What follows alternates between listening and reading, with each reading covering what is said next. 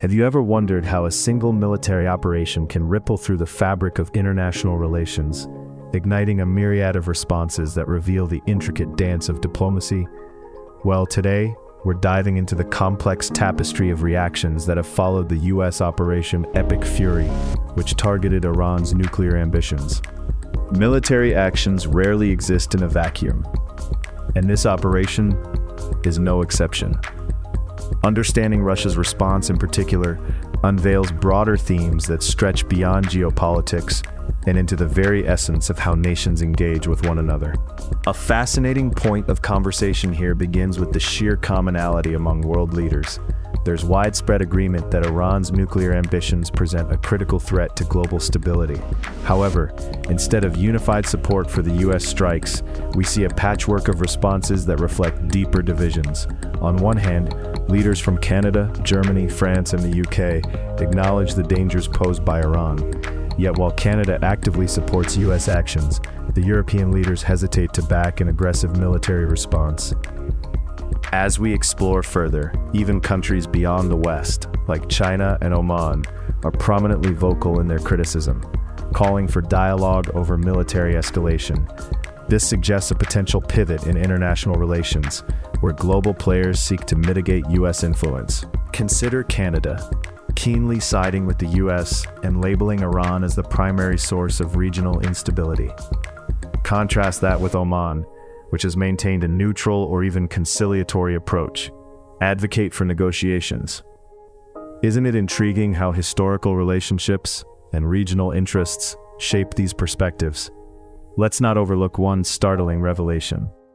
Recent demonstrations in Iran show segments of the public expressing support for the U.S. strikes. This reveals a complex internal narrative where sentiments diverge sharply from the government's position. What does this say about the relationship between public opinion and state policies? Interestingly, Oman's mediating role has garnered attention. It serves as a reminder that the voice of smaller nations can wield significant influence in larger geopolitical conflicts. Could it be that sometimes strength lies within subtleties? Cross-examining various analyses sheds light on this multifaceted issue. The NPR report emphasizes a clear divide in responses. The E3 nations, France, Germany, UK, tread carefully, acknowledging threats but resisting aggressive military alignment. In contrast, Canadian perspectives paint a more hawkish picture, directly supporting intervention for what they perceive as maintaining international peace. From a historical viewpoint, how have such alliances shaped present-day dynamics? As for the Chinese perspective, it advocates for respect for Iran's sovereignty, calling for diplomatic resolution.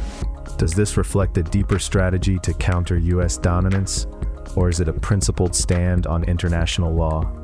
Let's return to the ripples caused by these events on public opinion. How does domestic sentiment influence a nation's leadership regarding foreign policy decisions?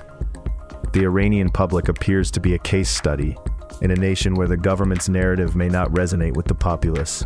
As international observers, shouldn't we be asking ourselves, how does this internal contradiction complicate diplomacy? Additionally, we see smaller nations like Oman stepping into roles of mediators. Is there wisdom here? The Stoics might argue that virtue lies in recognizing the opportunities for dialogue and peace over confrontation. This narrative isn't merely about geopolitics. It's an exploration of values, behaviors, and the underlying human element. How often do we consider the voices less heard in the tumult of military discourse? What are the implications of differing international responses to U.S. military actions for global diplomacy? These questions echo through our understanding of peace and conflict.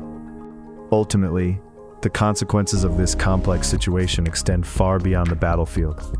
They touch on ideas of justice, virtue, and what it means to pursue the common good in a world riddled with competing interests. By listening to these diverse narratives and considering the influence of public sentiment, we navigate the nuanced landscape of diplomacy more effectively. In a world that often celebrates force, let us not forget that the true strength of nations lies not merely in their military might, but in their ability to engage with wisdom and compassion, fostering an environment where dialogue prevails and peace can flourish. So as you reflect on these insights, ponder this. How can we cultivate a global community where every voice counts in steering the ship of humanity towards a moral shore? Because in the end, it's our collective responsibility to ensure that governments adhere to their primacy, protecting and serving the citizens they represent.